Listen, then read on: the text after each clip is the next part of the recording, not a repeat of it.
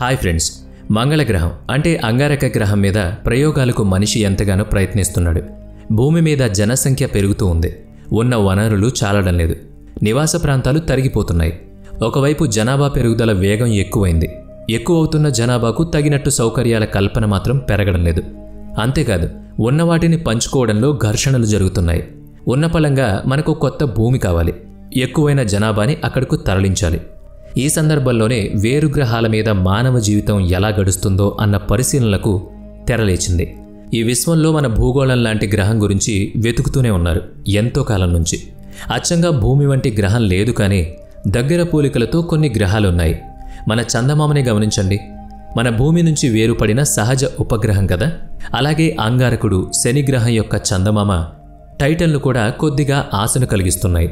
అంటే నేరుగా వెళ్లి జీవించడం కుదరదు, అది అందరికీ తెలుసు.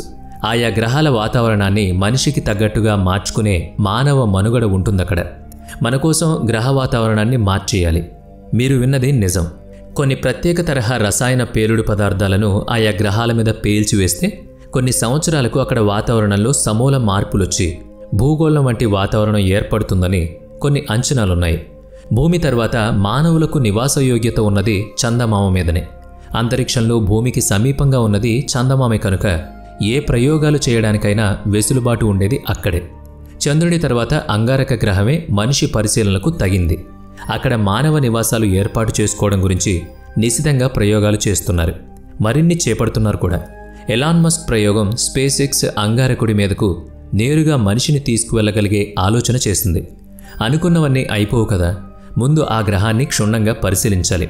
ఆ ప్రయత్నమే జరిగింది. అందుకు అక్కడికి వెళ్ళింది క్యూరియాసిటీ రోవర్. ఈ రోవర్ భూగ్రహ వాసులకు పంపించిన సమాచారం ఏంటో తెలుసుకుందాం. క్యూరియాసిటీ రోవర్ 2012 ఆగస్టు 6వ తేదీన అంగారక గ్రహం మీద దిగింది. ఆ సమయానికి అంగారక కక్షలో రికసైన్సెస్ ఆర్బిట్ తిరుగుతోంది. అంగారకుడి మీద లాంచ్ అవుతున్న క్యూరియాసిటీ రోవర్ చిత్రాలను ఈ ఆర్బిటే మనకు పంపింది. అంగారకుని మీద వాయుమండల సాంద్రత తక్కువ కనుక థ్రస్టర్ల సాయంతో రోవర్ని అంగారకుని ఉపరితలం మీద లాంచ్ చేశారు. మరునాడు అంటే ఆగస్టు 7వ తేదీన రోవర్కు అమర్చిన మాస్ట్ పనిచేయడం మొదలుపెట్టింది. పలు సైంటిఫిక్ ఇన్స్ట్రుమెంట్స్, కెమెరాలు అమర్చబడిన పెద్ద చెయ్యి వంటి భాగం ఈ మాస్ట్. అన్నిటినీ సిద్ధం చేసుకోవడానికి ఒక రోజు పట్టింది. అయితే 6వ తేదీ నాడే ఒక టెస్ట్ ఇమేజ్ని రోవర్ చేత క్లిక్ మనిపించింది. పనోరమిక్ ఇమేజ్ అది. అంటే తెలుసు కదా, ఒక పెద్ద ప్రాంతాన్ని ఒకే చిన్న ఇమేజ్గా ఫోటో తీయడం. అంగారక గ్రహ ఉపరితలం ఫోటోలు, తన సెల్ఫీని కూడా రోవర్ భూమికి పంపింది.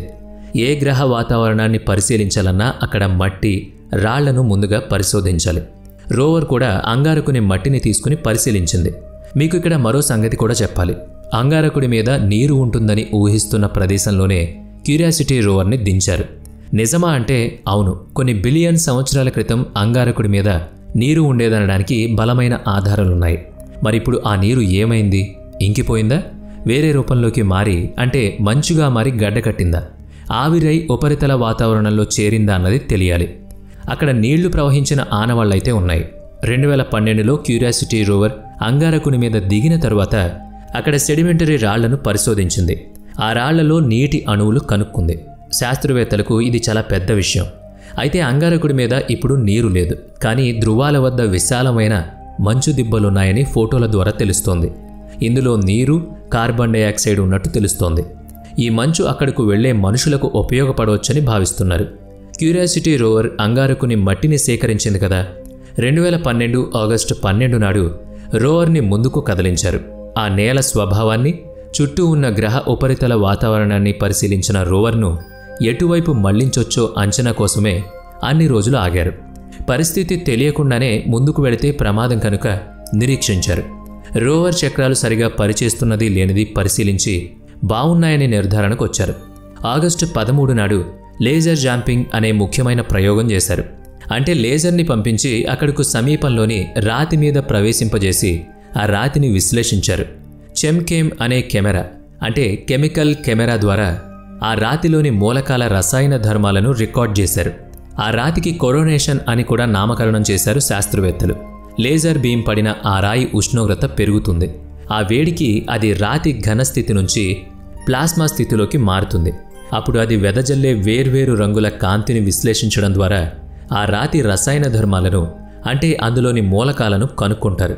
అవి ఏ నిష్పత్తుల్లో ఉన్నది లెక్కిస్తారు. ఈ ప్రాసెస్ను స్పెక్ట్రోకాపీ అంటారు.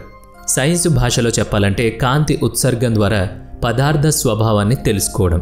ఈ పద్ధతిలోనే బిలియన్ కిలోమీటర్ల దూరంలో ఉన్న ఖగోళ పదార్థ రసాయన ధర్మాలను శాస్త్రవేత్తలు కనిపెట్టగలుగుతున్నారు.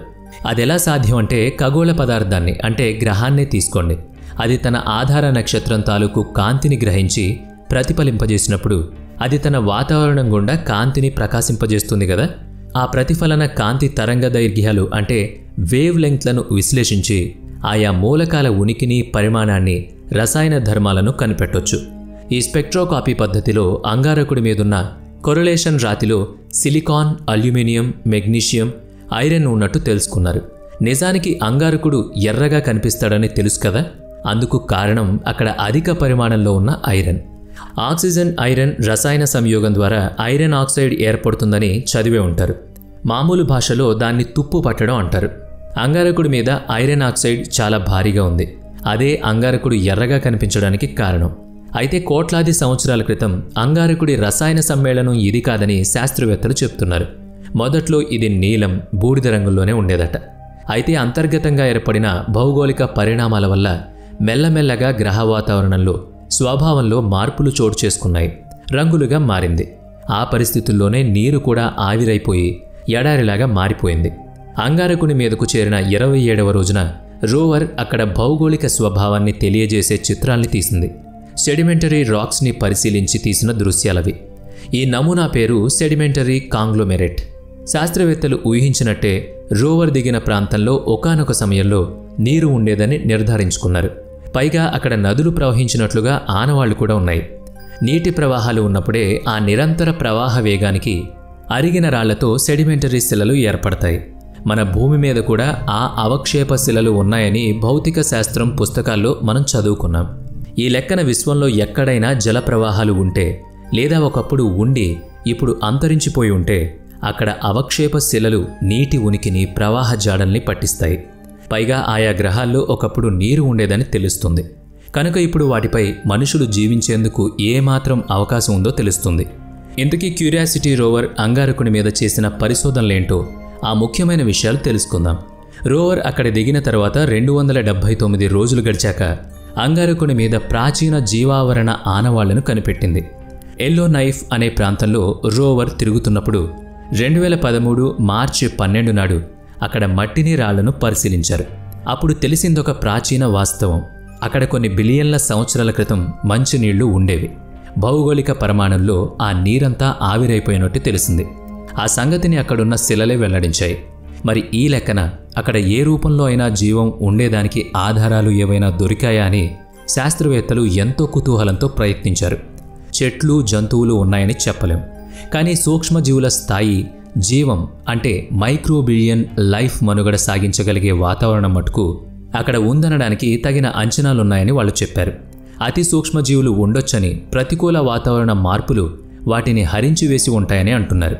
అయితే ఈ అనంత విశ్వంలో ఇప్పటిదాకా ఒక్క మన భూమి మీద తప్ప ఏ ఒక్క గ్రహం మీద జీవం ఏ రూపంలోనూ శాస్త్రవేత్తలకు కనిపించలేదన్నది ఇప్పటి వరకు నిజం. అలా ఏమన్నా ఉంటే గనుక బహుశా మానవ ఇతిహాసాల్లో అతిపెద్ద ఆవిష్కరణగా దానికి పేరు రావచ్చు. అంగారకుని మీద జీవం ఆనవాళ్లు కానీ, జీవం ఉన్న సూక్ష్మజీవులు కానీ ఎప్పటికైనా కనిపిస్తే అది మనకు చాలా ఉపకరించే విషయం. రోవర్ 330వ రోజు నాటికి ఎల్లో నైఫ్ లోయలోనే తన పరిశోధనలు చేస్తోంది. అప్పుడక్కడ ఒక పెద్ద సెడిమెంటర్ శిలలో చాలా స్పష్టంగా అధికంగా నీటి అణువులు ఉనికి బయటపడింది. అంగారకుని మీద నీరు ఉండడానికి అదో ఖచ్చితమైన రుజువు. ఇంత నీరు ఉండేదని పదే పదే వెల్లడవుతోంది. సరే, మరి ఆ నీరంతా ఏమైనట్టు? అంగారకుని గురించి మీకు మరో సంగతి తెలియాలి. గ్రహం మీద వాతావరణం లేదు, బలమైన అయస్కాంత క్షేత్రమూ లేదు. అడ్డుకునే వాతావరణమే లేకపోవడంతో సూర్యుని నుంచి నిరంతరాయంగా వచ్చే రేడియేషన్ తాలూకు వేడి గ్రహం మీద నీటిని ఆవిరి చేసింది. ఆ ఆవిరి గ్రహం ఉపరితలం మీద ఉండే అవకాశం లేదు కనుక అంతరిక్షంలోకి వెళ్ళిపోయింది. ఇది అక్కడ జరిగింది. భూమి మీద కూడా జలవనరులు ఆవిరి కావడం ఉంది. అయితే భూమి ఉపరితల వాతావరణం దట్టంగా ఉంటుంది కనుక నీరు అంతరిక్షంలోకి వెళ్లకుండా తిరిగి భూమి మీదనే వర్షం రూపంలో పడుతుంది. అలాంటిది లేని అంగారకుడు మెట్టభూమిగా మారిపోయాడు. అయితే లోతుగా తవ్వుకుంటూ వెళితే అంగారకుడిపై తేమ కలిగిన మట్టి పొరలు ఉండే అవకాశం ఉంది. అవక్షేప శిలల్లోనూ కనిపించిన నీటి ఆనవాళ్లు ఇటువంటివే. 340వ రోజున మరో కొత్త ఆవిష్కరణ జరిగింది. గేల్ క్రేటర్ ప్రాంతంలో రివర్ బెడ్ ఉన్నట్టు రోవర్ పరిశీలనలో తేలింది. నదీ ప్రవాహాలు తమ మార్గానికి అడ్డొచ్చిన మట్టిని కోత కోస్తూ ముందుకు వెళ్ళిపోతాయి. అటువంటి కోతలు కలిగిన నదీ తలం కనిపించింది. 2013 సెప్టెంబర్ 27 నాడు ఈ సంగతి బయటపడింది. అలాంటి నదీ తరాలు మరిన్ని కనిపించాయి ఆ తరువాతి రోజుల్లో. మరి పర్యావరణ సంగతి ఏంటి? 2018 జూన్ 3వ తేదీ నాడు నీటి జాడల ఉనికి పట్టుదలతో పాటు జీవం ఆనవాళ్లను నిర్ధారించే సమయం వచ్చిందని శాస్త్రవేత్తలు సంబరపడ్డారు. ఎలా అంటే క్యూరియాసిటీ రోవర్ అంగారకుని మీద సేంద్రియ పదార్థాన్ని కనుక్కుంది. అవును, ఆర్గానిక్ కాంపౌండ్ అంటే జీవ నిర్మాణానికి పనికొచ్చే రసాయన సమ్మేళనం. భూమి మీద ఉన్న సమస్త జీవజాలం ఆర్గానిక్ కాంపౌండ్స్ యొక్క వివిధ సమ్మేళన రూపాలే. ఆ మాత్రం ఆర్గానిక్ కాంపౌండ్స్ ఇంకా వేరే గ్రహాల మీద కూడా ఉండుండొచ్చు. అయితే అంగారకుని మీద కేవలం గేల్ క్రేటర్ ప్రాంతంలోనే ఇవి కనిపించాయి. రివర్ బెడ్స్ ఉన్నట్టు తెలిసింది కూడా ఈ చోటనే. నీటి పరివాహక ప్రాంతాల్లో జీవం పుట్టుకకు అత్యంత అనుకూలత ఉంటుందని మనకు తెలుసు. నీటిలోనే జీవం పుట్టడానికి సానుకూలత ఉంటుంది. భూమి మీద జీవం పుట్టింది నీటిలోనే, సముద్ర జలాల్లో. ఆ జీవం పరిణామం చెంది భూమిపైకి చేరి అక్కడ పరిణామం చెంది మనిషిగా కనిపించింది. ఇప్పుడు ఈ వికసిత జీవుడైన మనిషి తన సౌర కుటుంబంలోని మిగతా గ్రహాల మీద జీవం ఆనవాళ్లను పరిశోధిస్తున్నాడు. అక్కడ తాను నివసించడానికి ఉన్న సానుకూలతలను పరిశీలిస్తున్నాడు. గేల్ క్రేటర్ వద్ద జీవం ఉన్నట్టుగాని ఒకప్పుడు ఉండేదని గాని నాసా చెప్పలేదు. ఇంతవరకు దేనికి ఆధారం లభించలేదు. ఉండుండొచ్చు అనే ఊహ మాత్రమే ఉంది. ఎందుకంటే సేంద్రియ పదార్థం కనిపించింది కనుక క్యూరియాసిటీ రోవర్ తన 1812వ రోజునాడు తెలిపిన మరో సంగతి మంగళగ్రహం మీద జీవం ఉనికికి సంబంధించిన మరింత సమాచారాన్ని తమ శాస్త్రవేత్తలకు అందించినట్లయింది. గ్రహం మీద మీథేన్ వాయువు పరిమాణం స్థిరంగా లేదని తెలిపింది. దానర్థం ఏంటో తెలుసా? ఏదో పదార్థం మీథేన్ని గ్రహిస్తూ అయినా ఉండాలి, లేదా విడుదల చేస్తూ అయినా ఉండాలి. అంటే ఏంటి మతలబు చెప్పండి అంటారా? అక్కడికే వస్తున్నాం. అంగారకుని మీద ఉన్న ఏదో బ్యాక్టీరియా మీథేన్ని వదిలిపెట్టడం గాని గ్రహించడం గాని చేస్తూ ఉండాలి. కనుకనే మీథేన్ పరిమాణంలో ఈ హెచ్చుతగ్గులు కనిపిస్తాయి. అంటే అంగారకుని మీద బ్యాక్టీరియా స్థాయిలో అయినా సరే జీవం మనుగడ సాగిస్తోంది. ఇలాంటి క్షణాల్లో కూడా శాస్త్రవేత్తలు సాధించామని అరవలేదు. అంగారకుని మీద అస్థిర మీథేన్కి భౌగోళిక మార్పులు కూడా కారణం కావచ్చని చెప్పారు శాస్త్రవేత్తలు. అంగారక గ్రహ రసాయన ధర్మాలు పూర్తిగా తెలిస్తేనే ఈ మీథేన్ హెచ్చుతగ్గులకు కారణం తెలుస్తుంది. అందాక బ్యాక్టీరియానే కారణమని, జీవం బ్యాక్టీరియా రూపంలో ఉందని చెప్పలేం. కాబట్టి అంగారకుని మీద ఏదో రూపంలో జీవం ఉందని నిర్ధారణగా చెప్పుకోలేం. మరేం చేద్దాం? అంగారకుని వాతావరణాన్ని, అందులోని వాయువుల సంయోగాన్ని పరిశీలించాలి. రోవర్కి ఆ పని చేయమని ఆదేశాలిచ్చారు. అక్కడ వాతావరణంలో oxygen, nitrogen, carbon dioxide, organ వంటి వాయువుల ఆచూకీని రోవర్ పరిశీలించింది. అన్నిటికంటే అధికంగా ఉన్నది CO2. అంగారక వాతావరణంలో ఇది 96% ఉంది. మన భూమి మీద 78% నైట్రోజన్, 21% ఆక్సిజన్, మిగతా 1%లో మిగిలిన వాయువులున్నాయి. అంటే భూ వాతావరణంలో కార్బన్ డైఆక్సైడ్ పూర్తిగా 1% కూడా లేదు. ఆ 1% కూడా లేని CO2 మన భూతాపాన్ని పెంచేస్తోంది. మరి అంగారకుడి మీద భూ వాతావరణంలో ఎంత వేడి ఉండొచ్చు? అసలు ఊహించలేనంత వేడి ఉంటుంది కదా. అది విషయం. ఇక రోవర్ చేయాల్సిన మరో పని అంగారకుని మీద రేడియేషన్ స్థాయిని నిర్ధారించడం. ఇది చాలా అవసరమైన లెక్క. రేడియేషన్ ఎంతుందో గ్రహించకపోతే అది మనకు మరణంతో సమానం. అంగారకుడి మీద అయస్కాంత క్షేత్రం లేదు. సూర్యుని అతినీలలోహిత కిరణాల తాకిడికి మనిషి DNA మారిపోవచ్చు. క్యాన్సర్ వంటి ప్రమాదకర జబ్బులు సోకొచ్చు. ఎన్ని కవచాలు ధరించినా మృత్యువును అడ్డుకోలేకపోవచ్చు. అలాంటి స్థితి మనకు మన భూగోళం మీద ఉంటే రేడియో తరంగాలు లేవు, ఇంటర్నెట్ ఉండేది కాదు, సమాచార వ్యవస్థే నిలబడేది కాదు. మరి ఇన్ని సౌకర్యాలు కల్పించిన అమృతతుల్యమైన భూమిని మనం చేతులారా ప్రమాదకరంగా మార్చేసుకుంటున్నాం కదా. ఎంత విషాదమో ఆలోచించండి. అంగారకుని మీద ఉన్న షార్ప్ పర్వతం గేల్ క్రేటర్ మధ్యలో ఉంది.